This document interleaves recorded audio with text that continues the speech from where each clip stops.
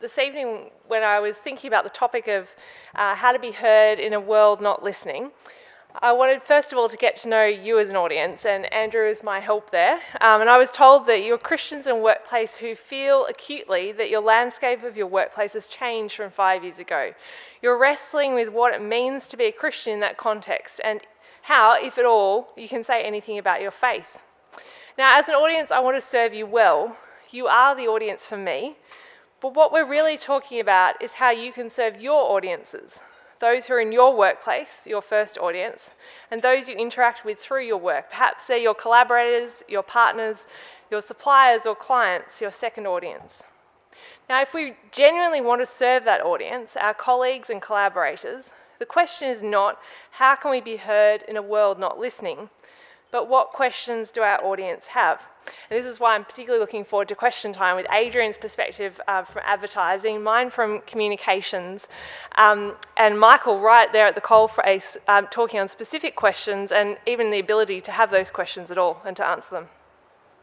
But in communication, as soon as we concentrate on how we can be heard and not on how we can meet the needs or answer our audience's most important questions, we've already arguably lost the war. The question, how can I be heard in a world not listening, sounds to me far too much like a teenager's complaint, one that Michael might have heard recently. You never listen to me, you don't understand me, Dad. I'm not sure if that's what your son said to you last night when you were buying his formal suit. But this is not the time for immaturity or for victimhood as Christians. It's not the time to focus on examples where Christians have been unable to even answer questions. It's time for faithful, mature Christian presence. And in being that presence in our workplaces, we cannot overestimate how important it is to understand first before being understood. So while I'm not going to answer the question you have as an audience, what I am going to try to do is to help us love the audience that is not in the room this evening, your colleagues and collaborators, and to hear their questions. And so Adrian's given us a wonderful perspective on this from the world of advertising, how to provoke, how to engage. And what I want to do is bring a couple of stories from the Christian women that I've enjoyed learning from in the last couple of years when we've had women as visiting fellows, for example, with us at Anglican Deaconess Ministries, or women I've learnt from as peers. And to share with you what I've learnt from them about serving your audience really well. Before I do so, I want to just challenge for a moment the way we conceptualise that relationship with our workplaces, or for some of us, as we think beyond our workplaces, to the public out there. One of the things I love about the opportunity to engage with you on this topic is that you're here because you feel a real need to be able to engage with the people in your workplace. The mate you grab to go get coffee in the morning, your boss whose meetings you don't half mind, and the friends with whom you go to the gym on a Wednesday night and out for drinks on a Thursday night. So I want to ask you to keep those specific people in mind. Because one of the great dangers for us, once we remove ourselves from our different workplaces and gather together, is to start thinking of workplaces in general, rather than the specific, or the public, rather than publics, or specific communities. Recently at ADM, we had Scott Stevens, the editor of the tremendous ABC Religion and Ethics blog, with us, taking part in a panel discussion on Christianity and culture. Scott launched into one of his signature, passionate speeches about the dangers of thinking of the public as a reified thing out there. Scott, in his normal way of doing things, warned that this type of thinking is pure hubris, a folly. In moral and political philosophy, we should have learned, Scott reminded the crowd, that Rousseau and Locke warned us long ago of this type of danger. Scott contended there is no public or workplace out there. We just have people and the contextualised relationships that we have with those people. So as we approach those people, our task as Christians is to pour ourselves out in acts of kenosis, what the British theologian Sarah Coakley describes as a subversive act of power in vulnerability. And so with that in mind, I want to talk about the importance of knowing your audience. Again, that audience, your very specific mates at work, the boss whose meetings you don't half mind. It's easy to characterise our world as if we are the first to experience change, to make generalisations about how tough we Christians do it in a secular society.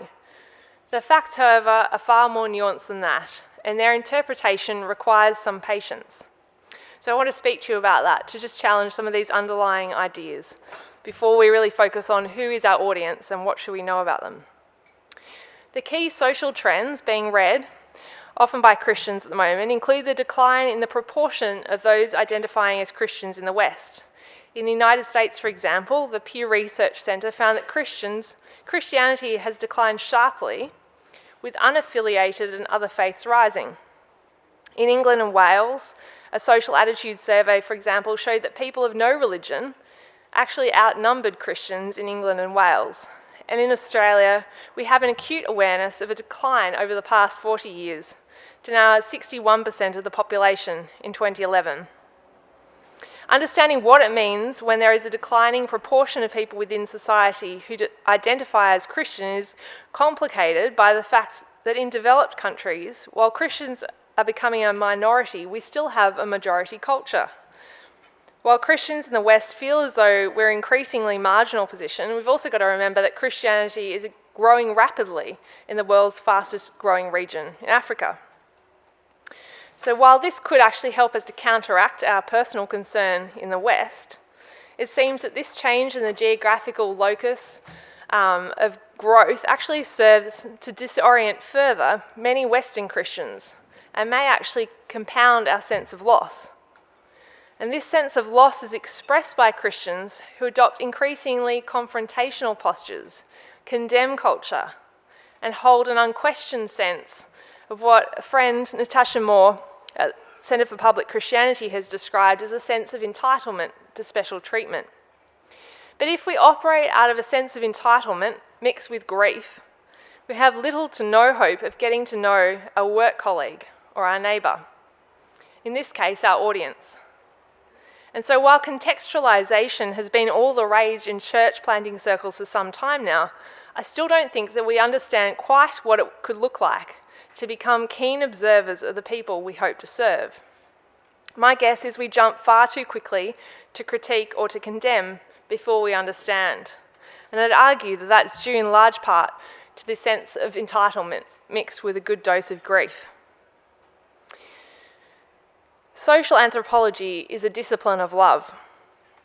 10 years ago, while working in Melbourne at the Oak Tree Foundation and at Allen's law firm, just around the corner on Collins Street, I was getting ready to move to the UK and start my master's at Oxford. And a friend at church in Carlton lent me the book, Watching the English, The Hidden Rules of English Behaviour. One rainy Melbourne afternoon in May, I sat in Laurent Patisserie, just around the corner in Little Collins Street, and dug into the book. The author, an anthropologist, Kate Fox, has put the English under a microscope. And really her task was to decode conversations and to explain to the reader the hidden rules that the British have when they speak about weather, as well as to explain their behaviour, such as the British art of queuing. As a brief tangent, if you will read along with me, this passage is how Kate opens the book. I'm sitting in a pub near Paddington Station, clutching a small brandy. It's only about 11:30 in the morning, a bit early for drinking, but the alcohol is part reward, part Dutch courage. Reward because I've just spent an exhausting morning, accidentally on purpose, bumping into people and counting the number who said, sorry. Dutch courage because I'm now about to return to the train station and spend a few hours committing a deadly sin, queue jumping. I really, really do not want to do this. I want to adopt my usual method of getting an unsuspecting research assistant to break sacred social rules while I watch the result from a safe distance. But this time I have bravely decided that I must be my own guinea pig.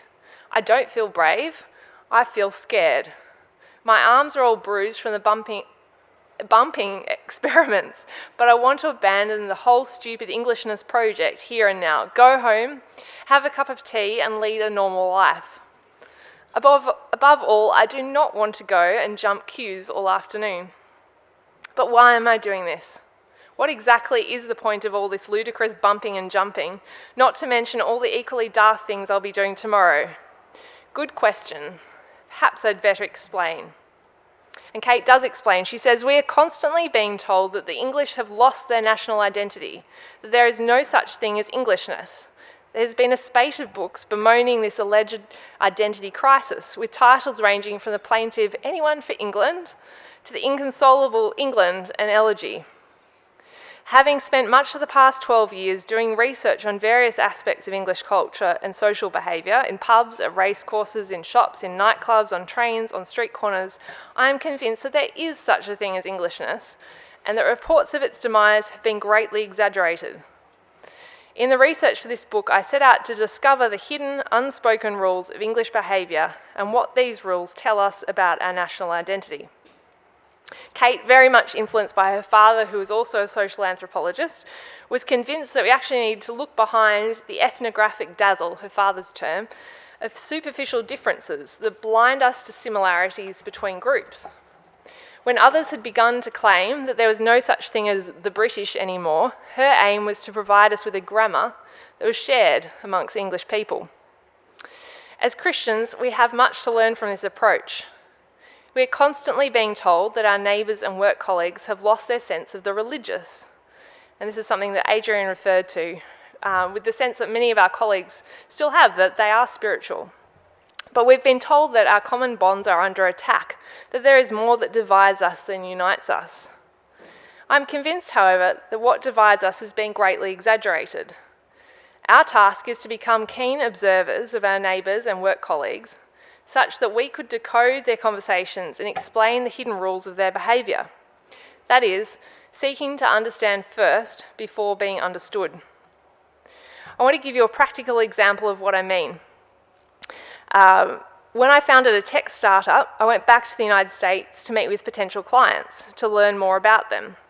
Unlike Adrian, the world of advertising was new for me. I had a particular passion about telling the story behind the good, and that was homewares and fashion products that were responsibly made. But I had to treat the advertising industry and these fashion labels really as a social anthropologist, to get to know how they thought, to decode their behaviour, to learn their grammar. I spent some time speaking to the executive team at one of my favourite brands, the women's fashion and lifestyle brand Anthropology. I also met with people who knew the company well and how it did advertising. And as that kind of social anthropologist, I found it incredibly fascinating that Anthropology have such a strong desire to know their audience, their client base, that they actually develop novella-length stories based on their real-life market research about the anthropology girl for every single season. This practice, common to brands and advertising agencies, and I'm sure Adrian will know many more such stories, was completely foreign to me. But it's actually one that has informed what we've done at ADM, a Christian women's foundation that's 126 years old. It was a bit of a culture shift for many in our team. But we've in fact found that there are three distinct groups of Christian women that we're trying to serve. And as we've tried to bring them into focus, we found pictures to represent those women. We gave them fictional names. We wrote quite lengthy stories about them. And of course, this attracted criticism. But I thought that it was one important way to keep in mind the audience that we're serving. So the second thing I want to speak about this evening is developing a love of audience. We can know our audience, but it is quite a different thing to love our audience. Elizabeth Oldfield, the director of the UK's premier religion and society think tank, Theos, was ADM's inaugural visiting fellow last year. Before joining Theos, Elizabeth worked for the BBC in both television and radio. Elizabeth lives and breathes what it means to love your audience. And she shared these ideas with us in ADM's first public lecture. And I really enjoyed continuing to be tutored by her in this. In that lecture, Elizabeth challenged us to think about whether we do actually love the audience of those who are not Christians, or whether we love the audience of fellow believers just a little bit too much. In my own thinking, I've reflected on how much easier it is sometimes to think we love the audience of other believers, when the temptation is actually to love being loved by them. If we are to love our audience, Elizabeth champions doing two things. First, we have to ask questions that actually matter to our audience. And that's one of the great skills of a journalist, being focused on the audience enough to be able to stand in their shoes and actually look back at the topic in question from their perspective. What matters to them, not what matters to me. Second, we not only have to speak their language, but we have to flag for them that we care about their cultural reference points. That's not a new idea in any way for Christians, but we do it so little in practice. As Elizabeth pointed out, and you might want to write this chapter down to look at again when you're home, but in Acts 17, we read that Paul said, when he stood up in front of the meeting of the Areopagus, he said, "People of Athens, I see that in every way you are very religious." But before speaking to them, Paul had walked around and looked carefully at their objects of worship. And when he finally did address them, he not only referred to those objects, but he also quoted their very own poets. One of the key pieces of advice for married couples, our directors of our Mental Health and Pastoral Care Institute at ADM tell me, comes from Dr. John Gottman. Gottman suggests that one of the critical factors for married couples to be able to nurture and sustain their relationship is whether or not they have developed a love map of their partner. The principle of building love maps is simply this: knowing the little things about your partner's life creates a strong foundation for your friendship and intimacy. In his research, Gottman found that emotionally intelligent couples are intimately familiar with each other's worlds. Another way of saying this is that these couples have made plenty of cognitive room in their minds for their relationship. They remember the major events in each other's histories, and they keep updating their information as the facts and feelings of their spouse's worlds change. They know each other's goals in life, each other's worries, each other's hopes and dreams. And without such a love map, you can't really know your partner. And if you don't really know someone, how can you truly love them? As we love our audience, I also believe, thirdly, we need to befriend the broken ones. Just 2 weeks ago, we had the privilege of hosting Alyssa Wilkinson as our 2017 Visiting Fellow. As the former critic at large for Christianity Today, the biggest evangelical magazine in the world, and current staff writer at Vox.com, Alyssa is a preeminent film critic. While she was with us, Alyssa spoke about the reality that in our pluralist society, people's movie-going is actually a religious experience, one of the major cultural forms today. As Alyssa said, where else do we see millions of people across the globe gathering together in small communities in the dark to watch images projected on a large screen, communing in a larger narrative? Today's movie theatres and festivals, she argued, are the contemporary cultural answer to church. Yet religious themes and questions abound in this popular culture, and this is not by accident. One of the things that Alyssa alerted us to was the prevalence in the film industry of what she called orphaned believers, people who have cut themselves loose from religious institutions, or perhaps have been cut loose by them. These are the people who have significant influence in shaping the consciousness of our neighbours and colleagues. Alyssa spoke passionately as she said that her favourite filmmakers are the broken ones. Unfortunately, we Christians love to alienate those who seem to be on the outer of our Christian communities, the people who are at the intersections of church and the publics in which they find themselves serving. Often, these are the ones who appear broken to us. We would do well to remember how Jesus befriended these types of people, and we're called to do likewise, to make them our favourites. So when you have made enough cognitive space to know someone's inner world, to pose questions that matter to them, referring to the cultural markers that matter to them, and befriended the broken ones who often are producing those cultural markers, the Christian tradition offers an extraordinary explanatory capaciousness Nothing else does. Christianity helps us make sense of our world and our place within it in rational, moral, and aesthetic terms. And it's something to remember as you speak to your clients, your colleagues, and even the boss who runs that meeting. Theologian Alison Milbank has written, in the contemporary world, in which we are all at the mercy of global economic forces, distant decisions, and the seductive glare of the market, our primary task as the church, as Christians, is surely to awaken people to their own creative capacity. She writes, for in so doing, we shall quite naturally awaken their religious sense. And so, in loving our audience, seeking to understand the questions that they're asking, understanding them first before speaking, we need to be tutored in our own imagination, because when our creative capacity is awakened, we will have the sense that there is further and further depth to be had in life, and that will be something that we're able to offer to others.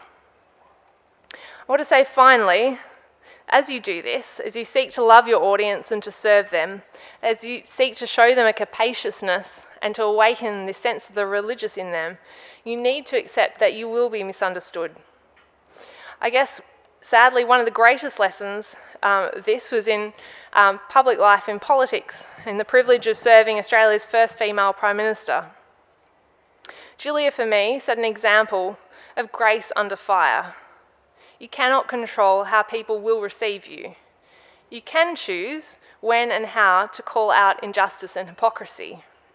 And you can choose to be better, not bitter. You will be misunderstood, but you will have loved your audience. Thank you.